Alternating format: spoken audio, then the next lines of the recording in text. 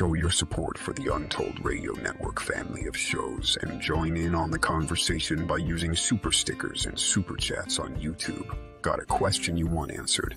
Ask it live via a super chat and get real-time responses from our shows, knowledgeable hosts, and guests. Help keep the Untold Radio Network shows running strong. We need your support. Send your super chats and stickers now.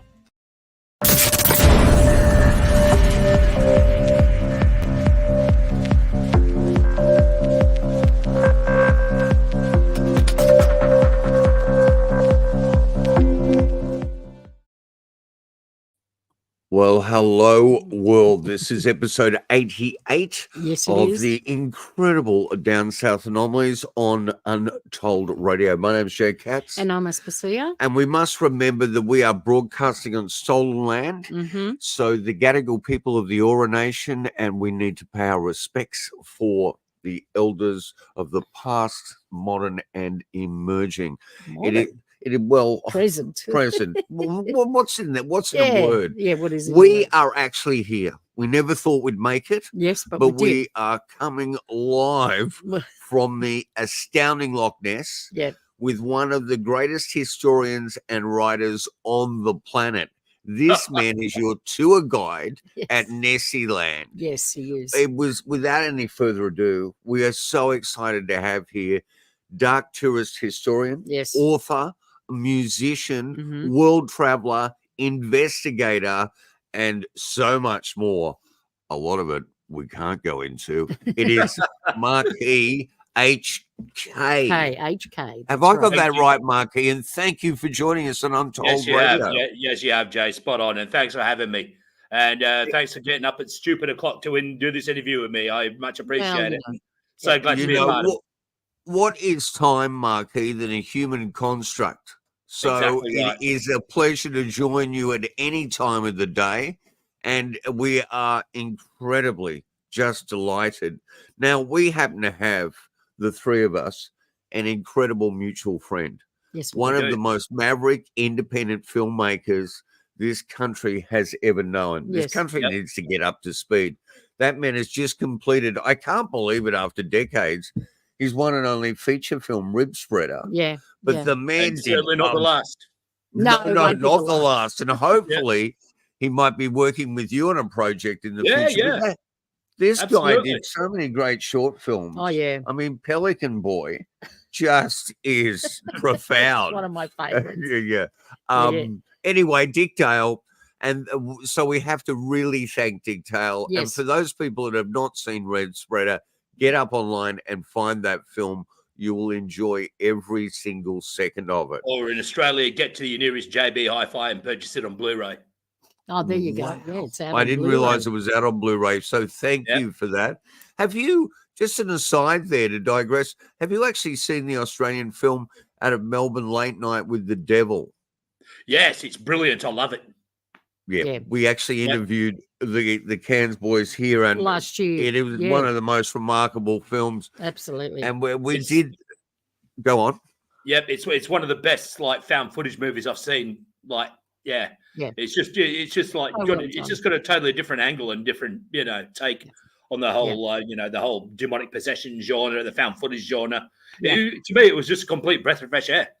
I loved it. Yeah, it was fabulous. Absolutely, couldn't agree more. Now, maybe give us a bit of history on yourself. You've written numerous books around that dark tourist subject. You've explored the whole notion of dark secret societies. I even noticed there was a love letters from Richard Ramirez. How creepy does that get? Well, not exactly love letters. Well, in a way, we were mates, and I'll get into that. I'll give you a brief history of myself. Okay, well. I was born in the UK. I emigrated to Australia in 1980 with my family. At the age of 6, I was just getting into the UK sort of punk underground scene at that time too. 1979, it was a really good year for music in the UK. You had the two-tone movement just, flourishing. You had the Damned, UK subs, Sex Pistols in the charts. And then I moved to Australia and I thought, well, okay, here I am. What is here? And it wasn't until a few years later that I got to know about the Saints and all that sort of all those bands, but that was before my time. But come 1982, That's when I discovered the second wave bands like the Exploited, GBH, Discharge. And you could not find those records in your local record store. You had to go to specialist import stores. The one in Brisbane being Rockin' Horse. And from there, I just became involved gradually in the underground punk scene. From the age of 16 onwards, I fronted bands, and first band being Dispute, and then there was Anger in Motion, which went for on and off for 16 or so years. And then throughout that time too, I managed bands. I put on shows as a promoter, put on goth clubs. And 30 Years of Anger basically tells all that story. Managed metal bands, put on metal bands. And after that, I started traveling. And just started. It's always been a fascination of mine, all these dark places with a dark history. And so I started traveling to those places, gradually, because it's not an easy process traveling from Australia. So eventually I put out the first edition of Eerie Planet. And then during that time, throughout the late 90s, early 2000s, I began corresponding with Richard Ramirez, the Night Stalker.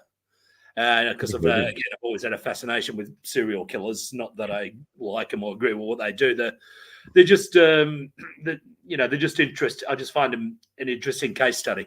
Richard Ramirez, he struck a chord with me just because of his charisma and just the way he was. He was like, just doing the whole devil sign and, and wearing sunglasses in court. He was like, had this whole rock star persona about him, a very charismatic individual. So anyway, we corresponded, and I wrote a letter, and I was amazed when he wrote back. It just knocked me for six. I couldn't believe it. And believe it or not, it was the most nicest, politest guy in his letters. You would not think he'd did. He was asking me about horror movies and, what bands I've seen and, what I like doing in my spare time. And he even looked out for me. He used to pass on my phone numbers to other females that used to write to him. Okay. So it's very affable to you in the mail, and it's quite astounding. We had a friend that lived with us that was, trying to compose a book, and he was writing to lots of them as well. You've got an amazing collection of material there. We got an email from GJ Schaefer, and there was a Gacy letter before he. Oh yeah. He said he sent some letter. It was just. I mean, people don't realize that Oprah Winfrey's original shows she was writing to. Oh yeah, she was writing to all the serial killers, trying to get them on shows. Yeah. We ended up touring Colonel Robert Ressler. Now, he was probably, and it's all got so sort of distorted in history, but he was the original profiler. Yeah, well, he coined the term, didn't he? Yeah, he did. And he wrote the book, Whoever Fights Monsters, and what's our Silence of the Man? Silence of the Lambs man. He was a really close friend of his, and he said that he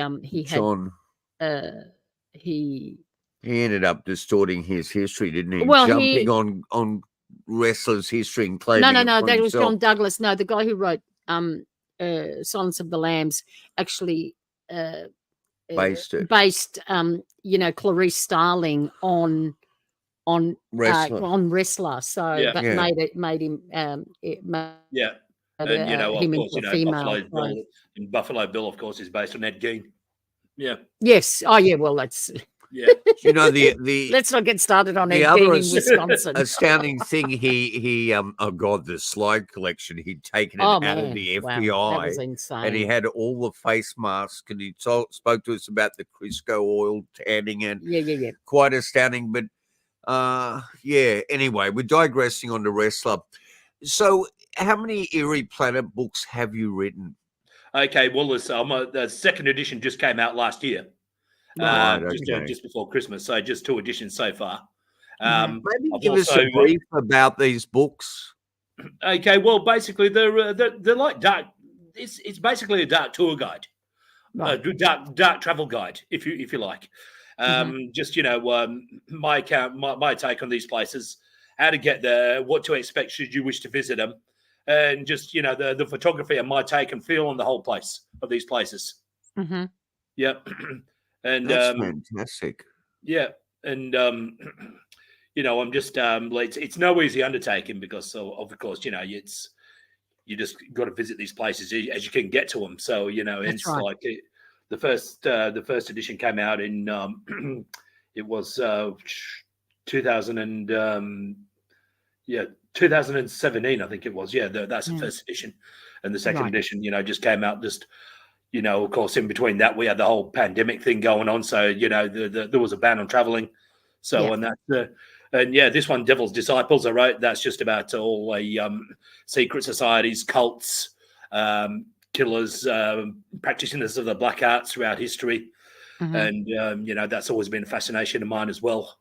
You've got Vlad the Impaler, Elizabeth Bathory, Charles Manson, Crowley, Anton LaVey, the Hellfire Club, Gilles de Rais, and so I wrote that one. That one came out around about 2019. 2019 or 2020, I think. Geez, I'm losing track. And I've also done one. I've also done one on horror movies, Faces of Horror, which I sort of co-wrote with a guy, Simon Gilbertthorpe, a friend of mine, and that just basically chronicles our basically all the horror movies which had a profound impact on us, like throughout our lives, starting from a young age and till present day. Yes. Now, all those books are available on Amazon, and you've also got a site up on the net. Maybe tell us about that. Yeah. Okay. Also, the latest edition of Eerie Planet, I'll just drop this in, is also available from my publisher's website, serialpleasures.com. Okay. Yeah. All right. Maybe tell us how you ended up at Nessieland and your role at Nessieland, and that title kills me. Right. Okay. All right. It all basically fell into place, really. I mean, I moved back to the UK in 2019, and first port of call was York. I lived there for a bit, and then I moved to the Channel Islands. Lived there for a couple of years. Spent time in Guernsey, and whilst living on Sark. Whilst there, I wrote a bit of Eerie Planet there, just all those like abandoned World War II German bunkers there, during the occupation. So that served its purpose. And then I was going back there for the third season, and then whilst when the second season there finished, I did a bit of traveling. I traveled back up to Loch Ness, and then it just I returned to Sark, and then this position came up at Loch Ness. I thought, whoa, okay, well, I was just there recently, so I'm back there. So I applied for it, and it just fell into place. And I just ended up being the consultant at Nessieland. So you're the meet and greet. I take it you're the historian. So what does your role entail? Okay, well, basically, I manage the gift shop and the exhibition, and I serve as the media representative. Whenever we get a crew in town, they always like interview me. Well, I've done recent interviews with Discovery Channel on their Expedition X TV series. I did an interview on a new Channel 4 series, which is coming out recently, called The Mystery Of. That's going to go to where this coming September, I believe. And when we had the big Nessie hunt here in August last year, I did interviews on Japanese TV and various newspapers, the Sunday Times. And I'm basically the media representative here as well, for whenever any journos want to have a chat about Nessie. That is fantastic. And you present a really demure and handsome styling for that. So thanks. They are so lucky to have you. I think what we'll do is we'll go to this incredible piece of both of you at the Ness in one of the most important spots that is the most ubiquitous spot for sightings, right near the East End. Basically, it's a focal point of Loch Ness. It's the landmark. It's what the Empire State Building is to New York. Urquhart Castle. Yeah. Yeah. And it's beautiful, and you both look astounding here. So let's do that. We might go to the side. Our mics won't be on during this, will they? No. So it's probably best they're not. Thank you so much to Dickdale, and we'll come back to your interview after this incredible. We're going on location if we're not already on location. What a paradoxical world. Let's do it. Let's do it.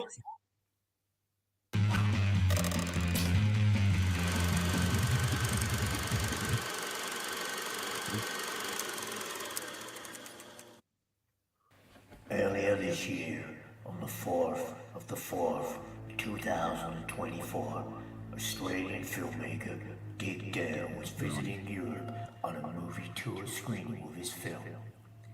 He was inexplicably drawn by strange forces to the legendary and mysterious Loch Ness. He interviewed dark tourist and historian Marquis HK, author of several books, including Eerie Planet, a pictorial study of some of the darkest places in human history. Marquis is also an Australian expatriate, a veteran performer, notably Anger in Motion.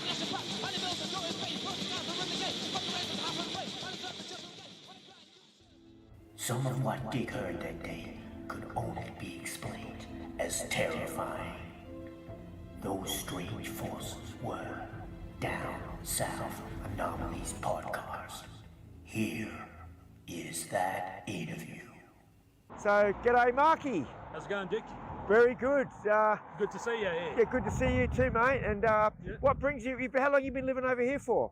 Okay, I've been in the UK now for 5 years, but I've been in Scotland for about just a year here at Loch Ness. No worries. And what are you doing when you're here? I'm working at Nessieland exhibition. So I get to talk to people from all over the world about Nessie all day. Best job ever.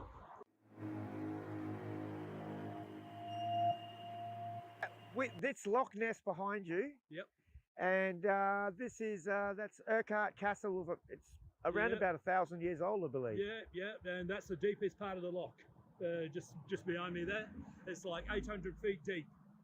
Oh, wow. Yeah, deeper than the North Sea. Incredible. So, and this is also one of the areas where Nessie, aka the Loch Ness Monster, has been sighted. That's right? Yeah, that's correct. This is where most of the sightings have taken place. We had the Hugh Gray, the first official recording of the monster was by the Irish monk St. Columba back in the 7th century. But that was up in the River Ness, and he saw it. He came across it trying to attack some guy in the river, and he supposedly vanished into the depths of the loch. So the story goes. Oh, okay. The first official photos began in the 1930s. The first one being 1933 by Hugh Gray. That was across the loch at Foyers down that way. And of course we had this famous surgeon's photo in 1934, which is the most iconic. Now that's since been exposed as a hoax. Apparently it was a toy submarine that they used to get back at the newspapers because they dissed him for faking footprints. So he thought the guy, Marmaduke Weatherall, thought he'd get his own back. But there's been a couple of conflicting stories about that one too. So maybe the hoax is a hoax. But yeah, of all we had one of our most iconic photos is just behind me down here. It depicts like two humps in the water. So do you think that one's real? Oh well, I definitely think there's something strange going on in the loch there. I'm not exactly sure what it is. It could be, there could have been a large animal in there. I mean, people are still seeing things to this day which technically shouldn't exist. Yeah. I know a local lady that had an encounter. Oh yeah, tell us about that. Yeah, well, she used to manage the Clansman down the road on the Loch Shores, the Clansman Hotel, and she was walking across a car park with her daughter one night, and she heard this huge creature rushing about in the Mariner, where they do the tour, where they do the boat cruises from. Yeah. Yeah, she said it sounded like it was trapped or something, and she said it sounded like it was twice the size of a bus. And she was so spooked and scared that she ran in the house and didn't come out till the morning after. Scared the thing was going to come onto shore, onto the land. And that makes it even more real when it's someone you know and it's totally. not something you read in a magazine. Yeah, absolutely. Yeah. When you talk to someone who's had an actual encounter. No, and have you seen anything yet? Not as yet. I'm always on the lookout, but there's also, because of the way the loch is, the Great Glen, there's a lot of natural underwater activity which takes place. There's seismic activity which causes unexplained waves, which could give the impression of a large animal. So Nessie could be a variety of things. I actually was surprised when I looked on the map of how long. I thought it was just like a big lake. No. It's like, how long is it? 23 miles long. Yeah, so that's a long creek. Yeah. Where I'm from. Yeah, it's a big lake, mate, and about a mile and a half wide. Yeah, wow.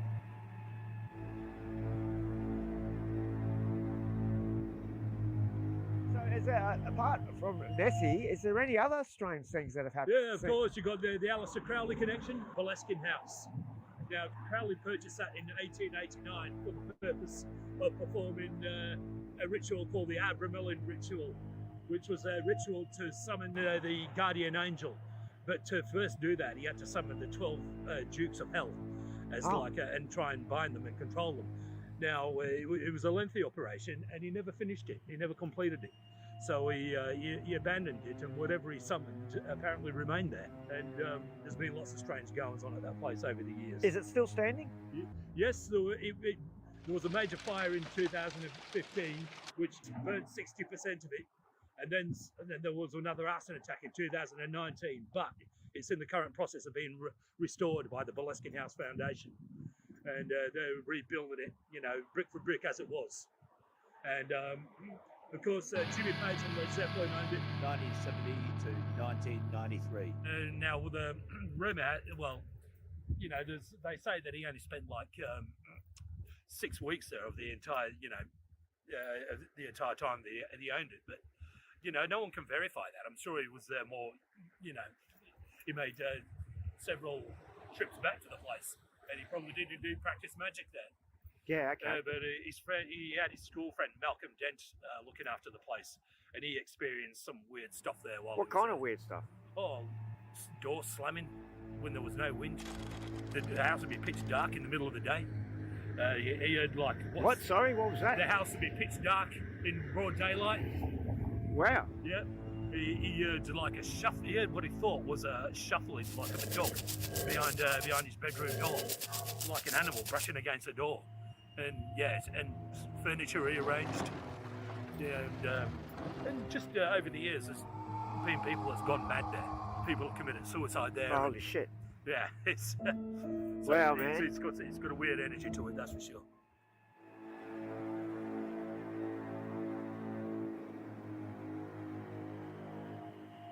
Yeah, just people that's been around here.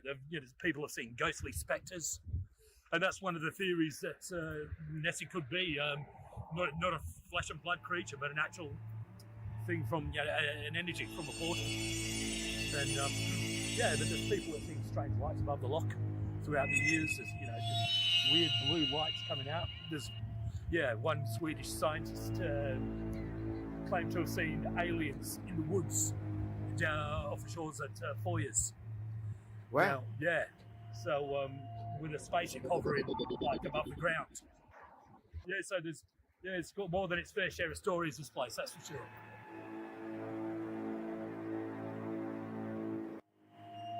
Fantastic. And how can people find your work? Okay, on Amazon. All my titles on Amazon. You can go to my author's page, Marquis HK dash author on my Facebook page. And you can find all my stuff on Amazon, like just Google Marquis HK author. Excellent, man. Excellent. Yep. And I highly recommend your books. All right, thanks for talking to us today, Marquis. Pleasure. Anything else you got to add that I've missed? UFOs, spectres, the Loch Ness Monster. Yeah, it's all here. Come visit. Come see me at Nessieland. Yes, go down there and buy it. Also, good on you, Dick, for getting your movie out, Rib Spreader. Well Thank you, and you will see it. Absolutely. All right, cheers, man. Okay. All right. Cheers now. Stay sick, everyone. Yeah. Thank you.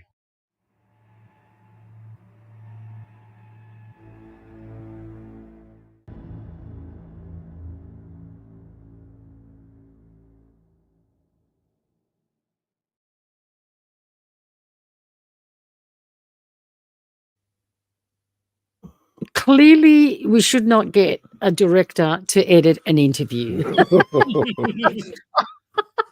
All the sound effects. I thought it was pretty good. I loved it. I loved it.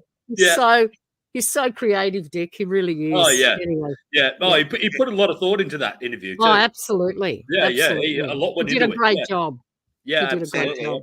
And we really appreciate it. And we appreciate both of you going to that extent. and what an incredibly inspiring and beautiful location to find yourself in there. Sure. Oh yeah, it's this is like I said, it was destiny. It just had to happen. I think.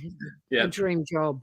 I mean, when it comes to cryptozoology, I'd say the most iconic cryptid, the most well-known, is the Loch Ness Monster. Yeah. It's something we all heard about for the first time in our infant years and just stayed with us. Yeah, absolutely. I think it's an astounding mystery. And, I love that line in there about, well, it's a pretty big creek. I mean, most people don't realize it is. What is it? 23 miles. 23 miles long and about a mile and a half wide. A mile and a half. At its widest point. Yeah. And it's deeper than the North Sea. And you get about 20 foot down or so, it just goes pitch black. There's zero visibility. Right. It's the guy Mike who does organizes the cruises here. He as part of his assessment, he's going to go deep diving down there, and he said there's zero visibility. You can't see your hand in front of you. So it's that to me is terrifying. I wouldn't go down there. No way. Well, you don't know what's down there, do you? No, you don't. You don't. Yeah. And how have the people of that area? How have you assimilated? How have you acclimatized yourself? Have you been accepted into that community? Is it like moving into it? Around here, I pretty much keep to myself. But I've got to know a few of the locals, and all the local retailers know me. I'll get on well with them. Well enough, and I befriended a lady who's got a Nessie story. Actually, she had a Nessie encounter, the one I told in the interview, the one story I told in the interview there, and but everyone, it's where I'm located. It's basically at the top of the village is sort of like down the hill a bit. So it's fine. I don't get ostracized or anything like that. It's just you sort of recognize the locals. It's basically how you doing, and that's pretty much it. Yeah, and that's enough. The cost of living, is it an expensive place to live? Was it easy to find rental accommodation? Oh well, I'm lucky enough because I lucked out here because accommodation comes with the job. Ah, wow! Wow, brilliant! That is beautiful. So I totally lucked out there. Rent. Cost of living is quite pricey here, especially rent, I heard. So, yes, right. Yeah. Oh, that's remarkable. Now, there are so many different ways we can approach this. And I think we'll start off, we'll have a look at some of the most controversial photographs. And I'd say the most controversial one is a photograph called the surgeon's photo. Yes. Here it is. Can you tell us about this photo? Okay, it was taken in 1934. It was supposedly taken by a surgeon, Kenneth Wilson, and what the story goes like, he took it to the newspapers, and that became the iconic photo of Nessie. But in 1994, a guy by the name of Christian Sperling, he basically confessed on his deathbed that the whole thing was an elaborate hoax. Basically, what happened was the Sun newspaper hired a guy called Marmaduke Wetherell. It was a big game hunter to try and find Nessie. Now, what happened was someone had played a joke on Wetherell. Someone had got an ashtray with a hippopotamus like a shaped foot on it, and basically placed it on the banks. Wetherell fell for it and said, I've got photos, footprints of the Loch Ness Monster. And and basically it backfired on him. He was exposed. He said, no, it was a whole hoax. And he wasn't happy about that. So the story goes that he set up this hoax to get back at the newspapers. But, the question is, why wait all those years to, like, come out with it, on your deathbed? They were saying that it was a toy submarine. It was a sculpted, like, a neck and head attached to a toy submarine. But there was actually a second photo taken, which is like what you see on there, seeing it submerge. So, there's conflicting stories about the story. Mm-hmm. Right. Yeah. I think that this photo could be a lot more valid than what we've been led to believe. But it's sort of But the thing is, that photo too, it's actually cropped. Like, it's cropped to make it look bigger than what it actually is. When you see the when you see the whole uncropped thing, the head and neck, it's tiny. It's about the size of a duck. Yeah. Right. Yeah. Okay. So there you go. That's actually, you dispelled a bit of what I know. We're only cherry picking here because there is a wide range of anomalous photos. Yeah.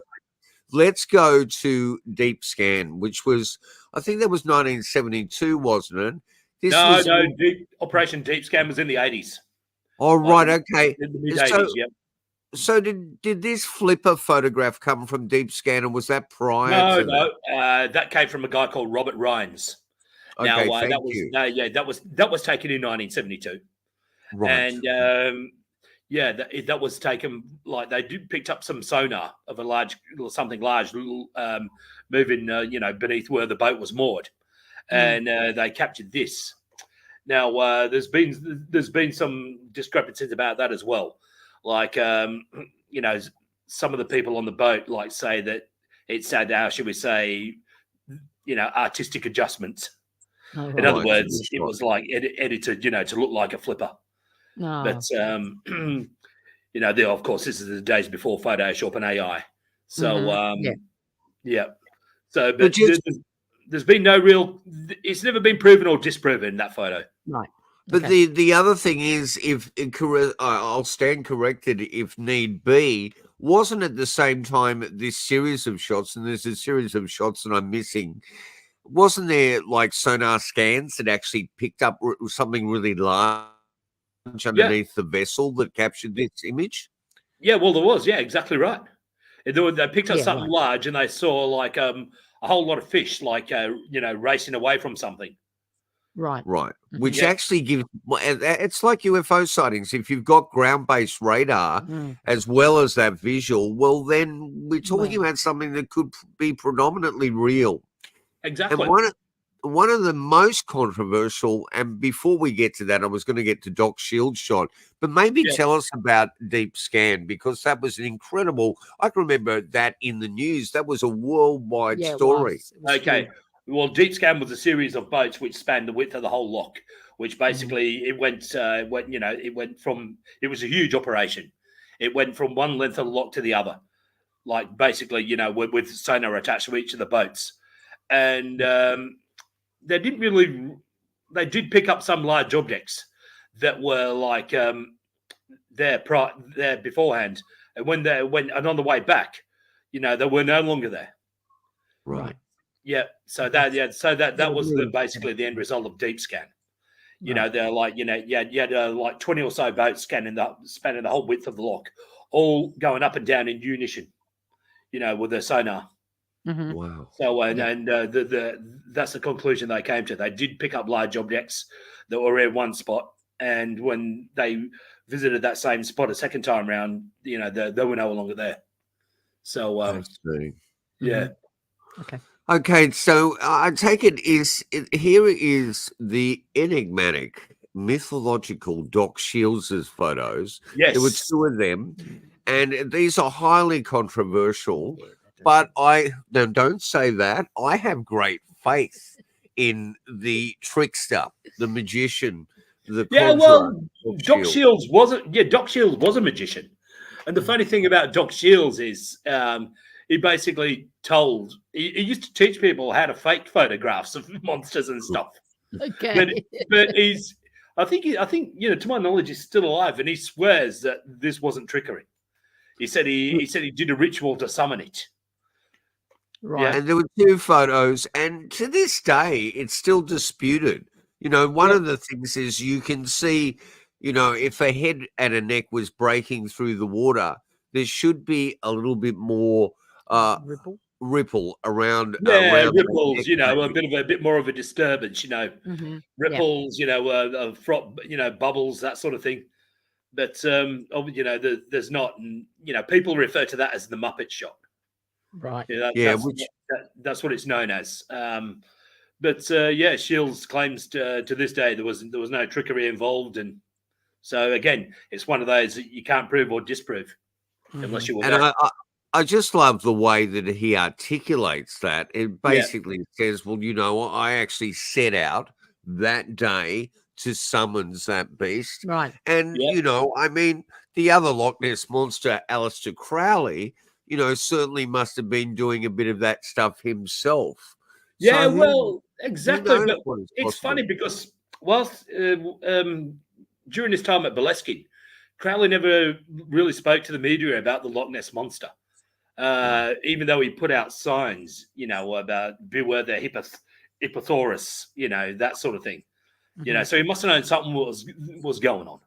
But, you know, that's one of the stories too, that Crowley actually opened a portal, you know, for this, you know, this beast to come and go, as it were, and that it's not actually a flesh and blood creature that can be detected. That's one of one of my favorite theories. Anyway, it's fascinating. It is fascinating, but there's been, you know, a creature. Like, when was the earliest sighting that has been recorded of, you know, the earliest sightings? The earliest recordings, well, official recordings, were in the 1930s. Oh, right. Okay. So nothing before then? No. Yeah. Before the 1930s, there was pretty much like nothing really, you know, like not official recordings anyway. Right. What about from the locals in the area? Don't these stories go way back? Yeah. Well, the first,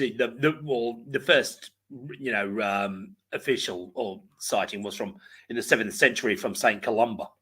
Okay. You know, this could be, you know, the fact that, you know, the Irish monk, he was basically, he saw in the River Ness, he saw some like huge like creature monster attacking a guy, and then, you know, the story goes that he banished it to the depths of the loch and saved the guy from being eaten. And, you know, but, you know, that's just a mythical story. You don't know what to make of that. It's not, you know, there's no documented like evidence, of course, being the 7th century. Yeah. And he was Irish. Yeah. And you know, God knows what he got up to late at night.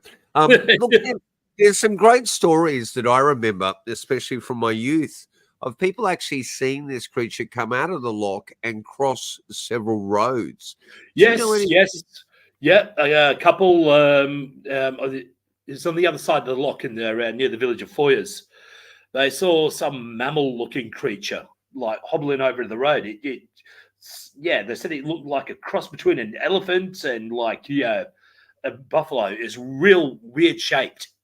Right. And but that's only reported land sighting that you know, that that's been sort of like you know, reported anyway.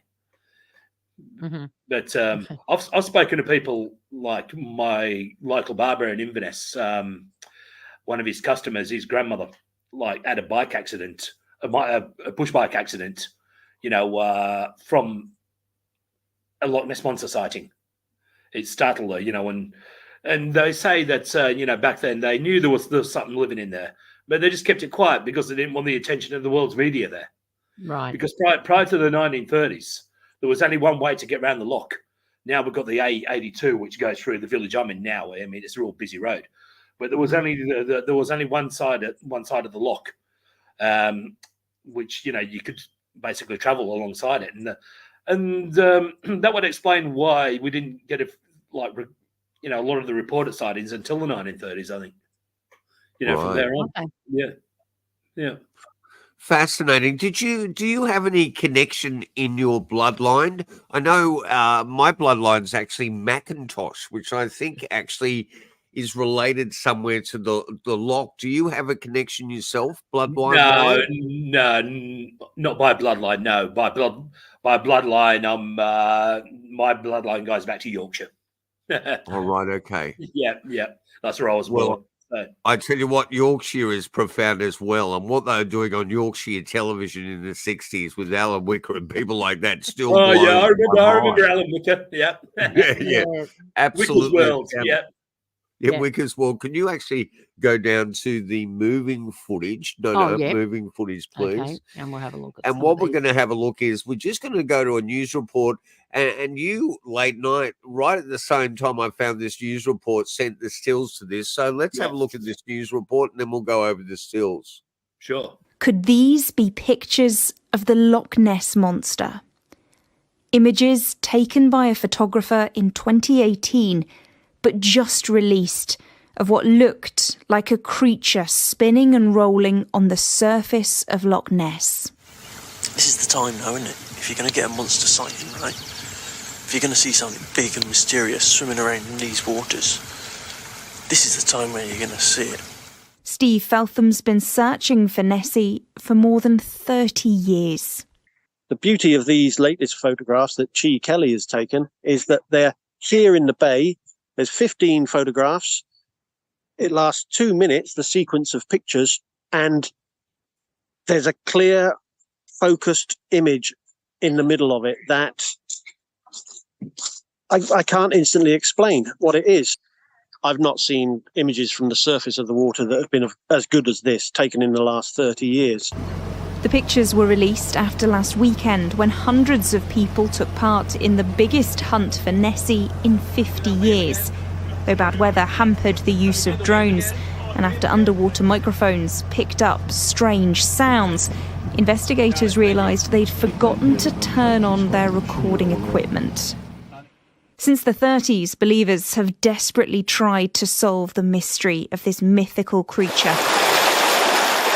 With sporadic photos and reported sightings spurring some on, seen by others as hoaxes or just unclear and unprovable. I've travelled to every continent in the world filming all sorts of amazing wildlife. So, and especially when you're dealing with water, water plays a lot of tricks on you.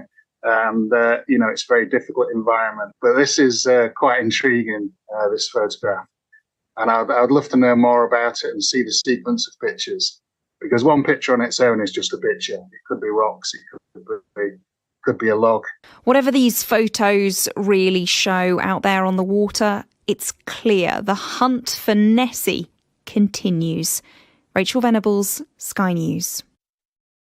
Well, thank you, Rachel. And the hunt will never be over. I can't believe, after all of that, and on a level of deep scan, that the investigators forgot to turn the equipment on. Yes, I was here for that week. I was here that weekend. That's when we had like the world's media descended upon the village, and they picked something up and they forgot to turn on the equipment. Jesus. It's like what you just saw there. Yeah. Oh my God. The Rachel Chi photos. The Chi Kelly photos. Should I say? They're the most compelling evidence in recent years, I think.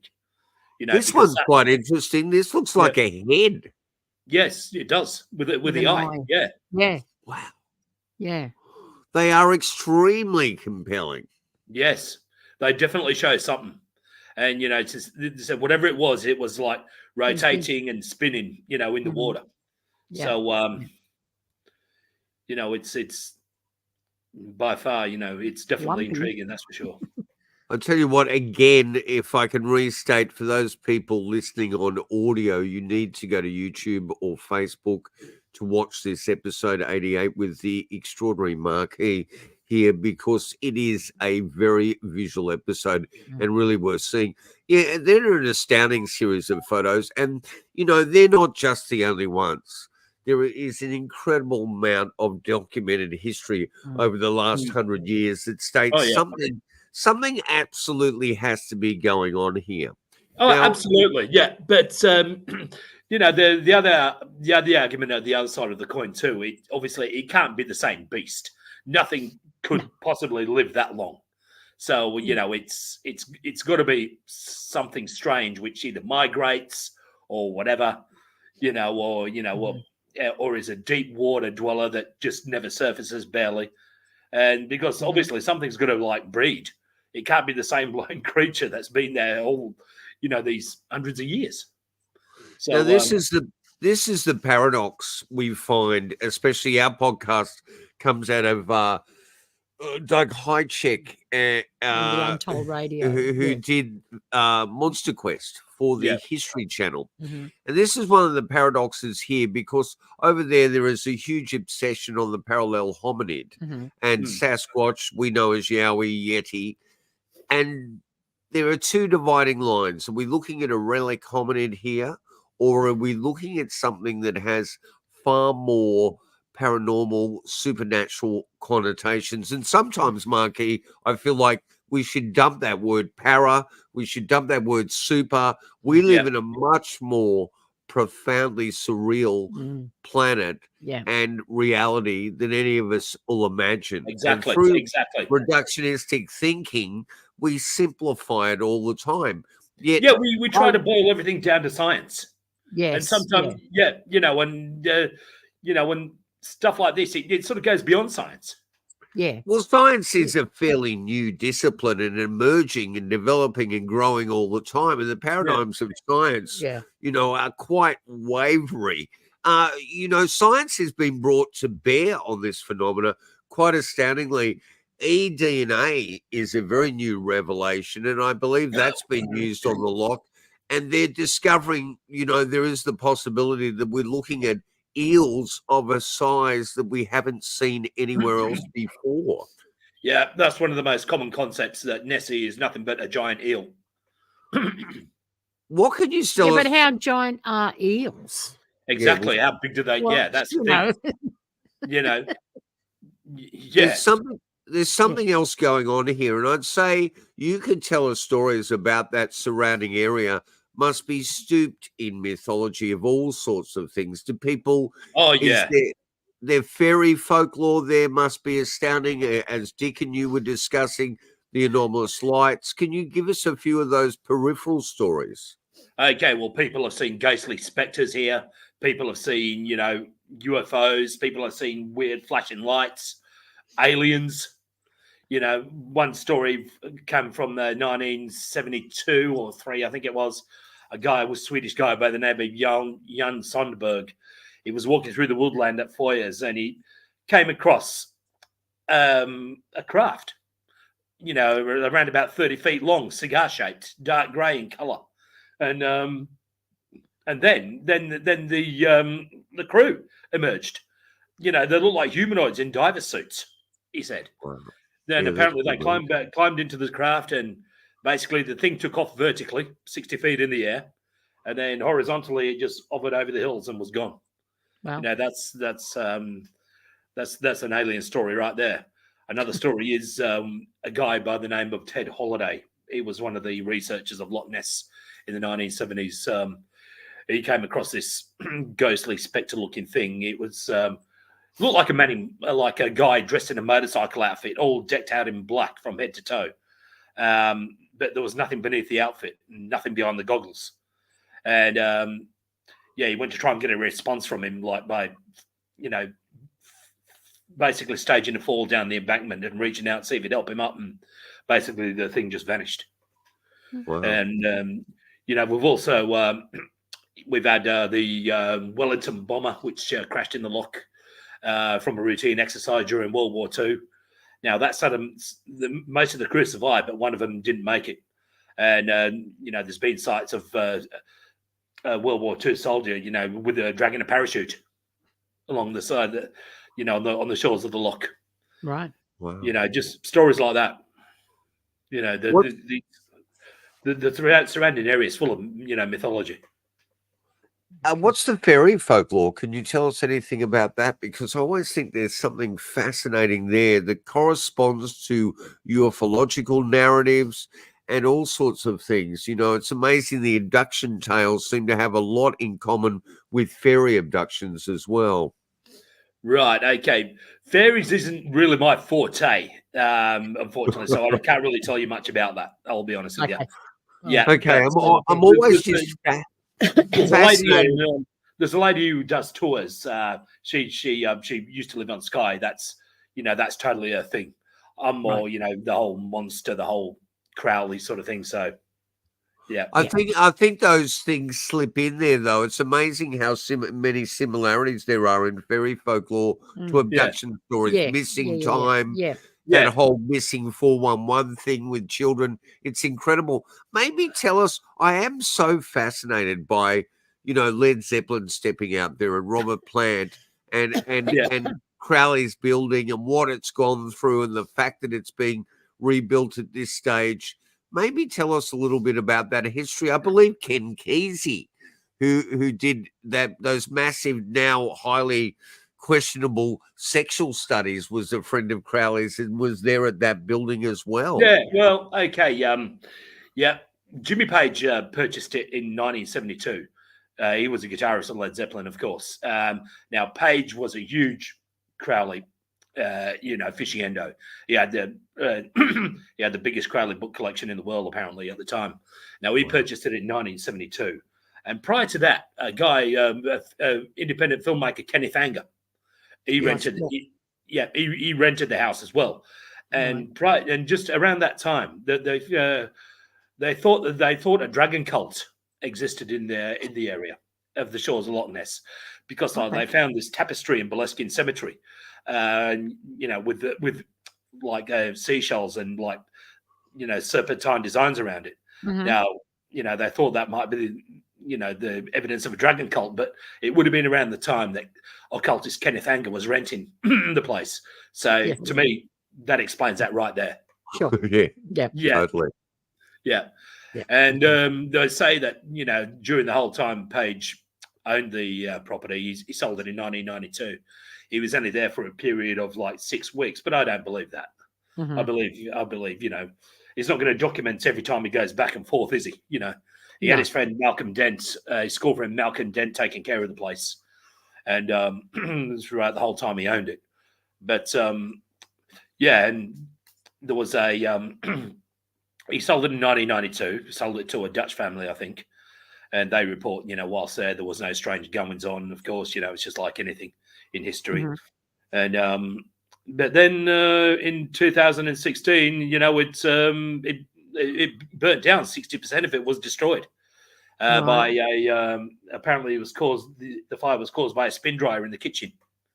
Oh, and wow. But it was around Christmas that time. Yeah, and then 2019 there was another fire, but it was deliberate arson. Okay. Yep, and a guy called Ken Reddy. He purchased the property and started a charity, the Boleskine House Foundation, and they just currently restoring it brick for brick, as it were. And then once upon completion, they're going to turn it into a bit of a visitor center, something like that. Yeah, I believe some of Crowley's original artwork was on the walls. Has that survived through the fires? Is that still there? No, there was no crowd, not at Boleskine. You're thinking of his other place in Sicily, which I also visited, the Abbey of Thelema. That's still there to this day. It's run down and dilapidated, and it's dangerous to visit. I did, of course. And the Crowley murals used to be visible on the walls there that he painted. Like, they're not visible now. It's just the whole place is just, it's just so dilapidated and so run down that they've disappeared. There's lots of graffiti on the wall from Crowley aficionados who visit the place, of course, who take the pilgrimage to there. But you're thinking of the Abbey of Thelema. There was no Crowley artwork at Boleskine. Right. Well, thank you for clarifying that. I think it's rather sad that a place like that can be run down. We are looking at, no matter what you think of Crowley, we are looking at probably one of the most prolific, if not the most prolific author in the frigging world.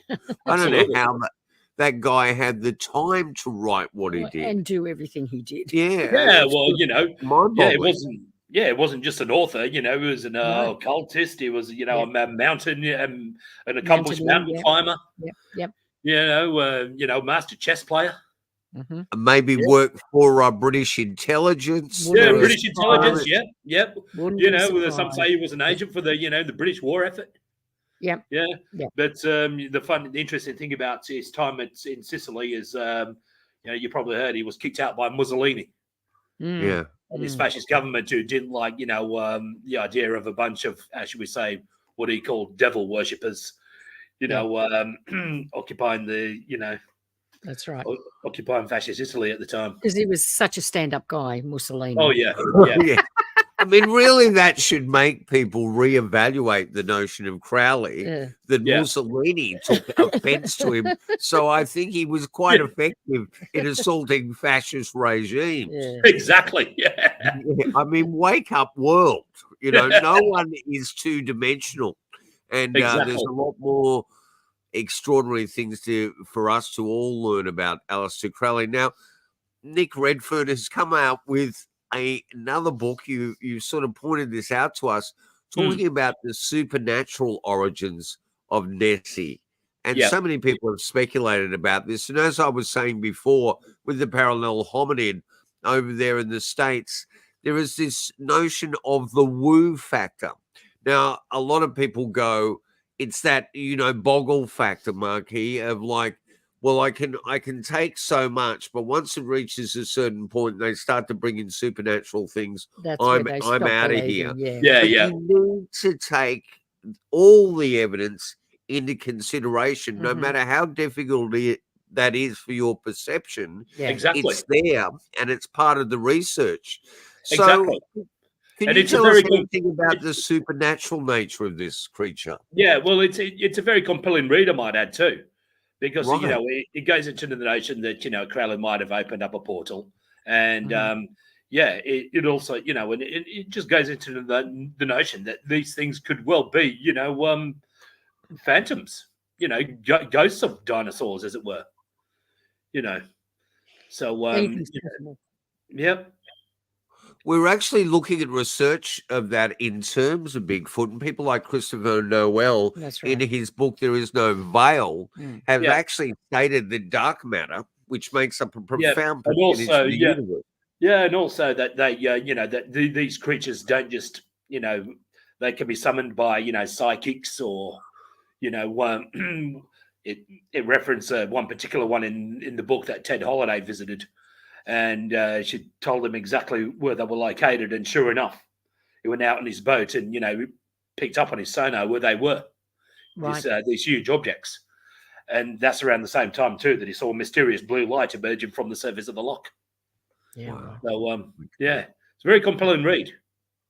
Okay, we'll keep an eye out for that book by Nick. And Nick certainly always manages to tackle these subjects from a totally different perspective, which I think is the great author and really worthy of certainly people delving into his back catalogue.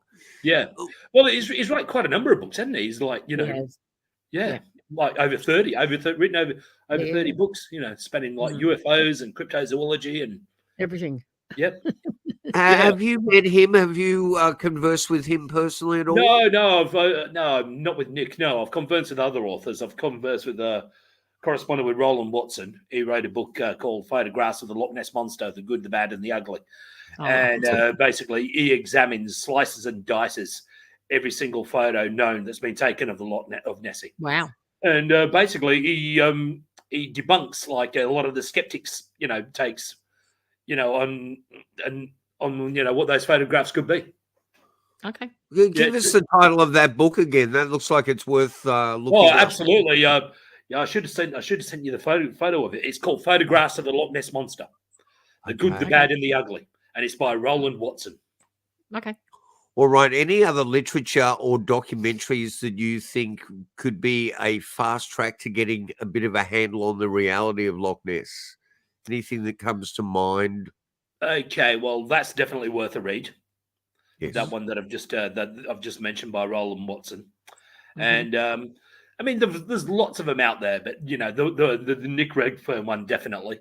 But all the others ones, they pretty much don't tell you what you don't already know. Right. Yeah, most of them anyway. Mm-hmm. Yeah. Do you intend to write a book about your time there? Yeah, it could be on the cards. You never know. Mm-hmm. Yep. For sure. If it is, put us in the acknowledgement. Oh, absolutely. Well, I mean, I've covered. We set his soul on fire. We initiated this. No, I'm just being absurd. I've covered both Loch Ness in the first and Burlesque House in the first and second editions of Eerie Planet. So, but you never know. It could be another project in the pipeline. See how things pan out.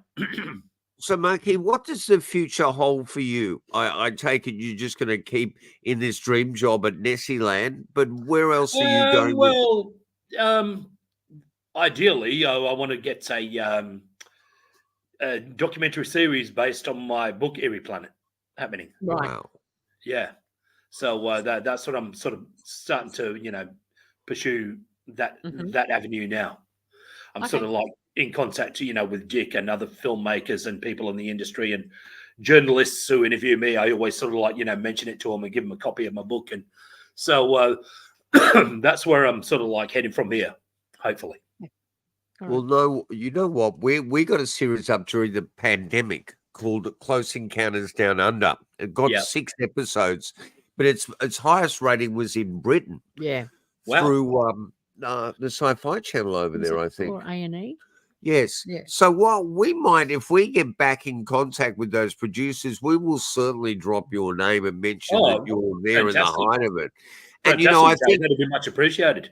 I think based on what you've done already, there is certainly enough material for a series and a wide-spanning series and, to be a different take on things, being that photographer and that notion of the dark tourist. Yeah. Is just so fascinating.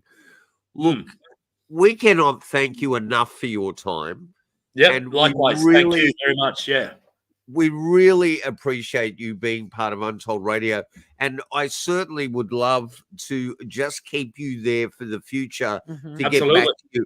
Want to do some panel discussions with researchers throughout the world and get a few other people on to our channel, and we can all discuss things and debate things together. So if you're up for that, we will keep constantly in touch with you now, and we just appreciate your time. Yes. One thing that has always fascinated the wife and I, we are film historians. We live in a warehouse full of 16 millimeter, 35 millimeter, and we love fringy cinema. And I've always taken great heart to that absurdist documentary that Herzog did on Loch Ness. Do you know? I've heard of Herzog. Yes, Incident at Loch Ness. Yes, I used to own it. That was brilliant. Absolutely hilarious. It was. Go on. Yeah, it was. It was hilarious. Yeah, he set up from Fort Augustus. Yeah, and set off and they had the one of the guys who worked at the Avengers movie on his crew, wasn't it? That's right. Yeah. Look, are there any films that you can recommend? Campy or that we will try and research and track down. Okay, well, there is an interesting documentary which came out last year called "They Created a Monster."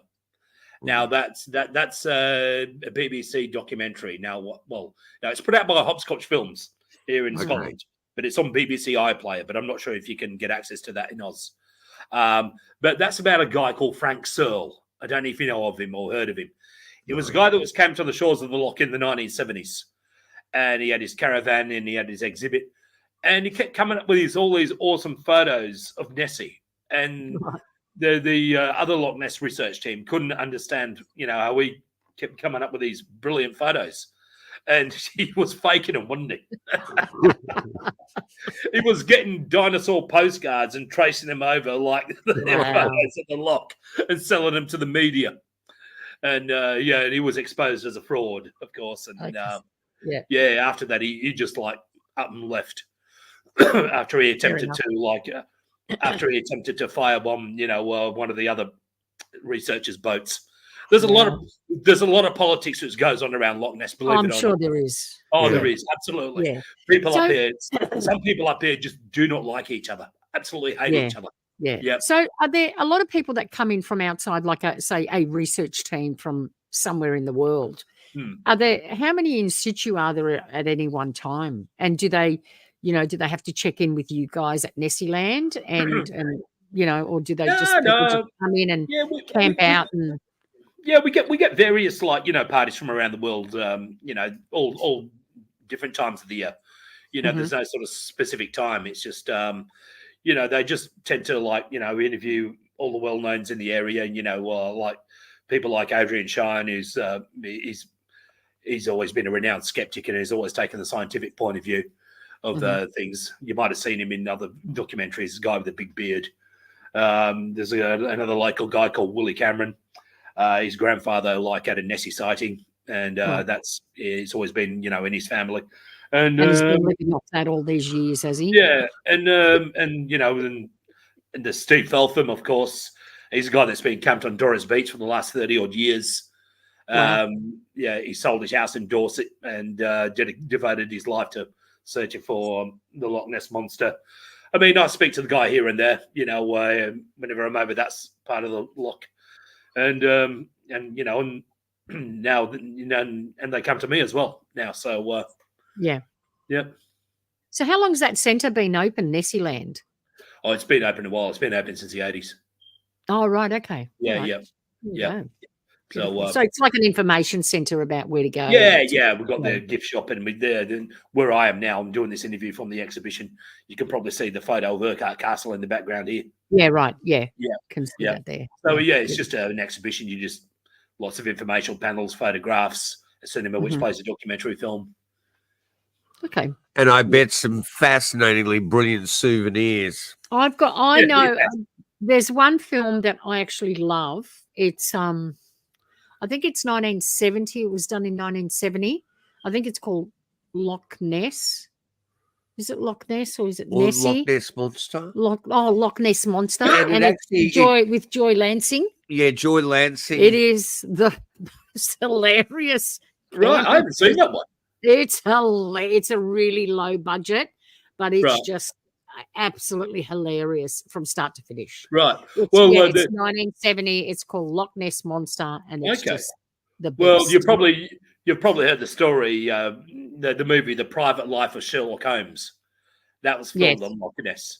And the prop that they had of Nessie, that they, in this plot, it was like a submarine made out to look like Nessie. That sank to the bottom of the loch and is still there to this day. Okay. And I think in a way, when I'm remembering back on that Herzog doco, there was there must have been some homage in there because something was going on along those lines as well. Yeah. We will track down a link to Joy and send that film through. I think there is, if I can remember, there's a copy on YouTube. So the link will be in there for it so people can have a look at it. And the guy that wrote the book, The Meg, Steve Alton, he's wrote a novel called The Loch. And that is a very good story, very good read. Okay. Wow! And there was talk of a movie coming out a movie adaptation based on that, and I really hope they do it because it's a fantastic story. Okay. So at the end of the day, this long quest, and you've made that dream come real. You there in the loch at Nessieland. Yeah. What do you think we are dealing with here? Do you have any assumption, or is your knowledge just expanding? And you know what? I'm open to all kinds of possibilities. Okay. I've got no set notion of what it could be or what it is. Because with all the modern equipment and all what we've got now, we've still barely scratched the surface of the loch. Yeah, it's that vast and deep. So it could be anything. It could be anything, really. Yeah, it's definitely something strange. I mean, those Chi Kelly photos indicate that. You know, it's not some natural that is not a natural phenomenon. That is a genuine creature in those photographs. Yeah. But there's a lot of seismic activity that goes on beneath the waves. You know, you get like sort of like colliding currents, which gives the impression of like a light that could look like a large animal creating unexpected waves. Right. So there's a lot of unexplained activity in the loch due to the way it's formed. You know, the Great Glen. Mm-hmm. So it could be a whole range of stuff, but I'm open to all kinds of possibilities. At the end of the day, best way to be, I reckon. Well, I think that's the most profound way to be. You know, don't limit yourself and question your own perception and your boggle factor. Mm-hmm. Yeah, and I just think that area has always been so profound and inspirational. It just sort of raises people's imagination. Yeah, it is an absolute pleasure, an astounding joy for us to talk to you, to finally get that linkage. We've been hearing from Dick for years. He goes, my best friend's there in situ. He goes, he left me, but he's there at the loch. Yeah, and he finally made it. And here we are. It's done finally. We can't thank you enough for your valuable time. Oh, guys, it's been an absolute pleasure, and I'll definitely recommend Down South Anomalies to everybody. Awesome. Well, look, we really appreciate that, and you take good care. Anything you need from us, we've got that linkage now. We will try. I'll send you a link of the program so you can. Fantastic. Yep. Check it out. Yep. Oh, absolutely. Awesome. Yep. Awesome. All right, and just be safe. And musically, what are you up to these days? Musically, not much. I've retired from that a few years ago. I'm just pursuing my writing projects these days, and hopefully film projects. So, what do you listen to? Do you ever? I've got really fascinated with Witch House, and you've really got to work.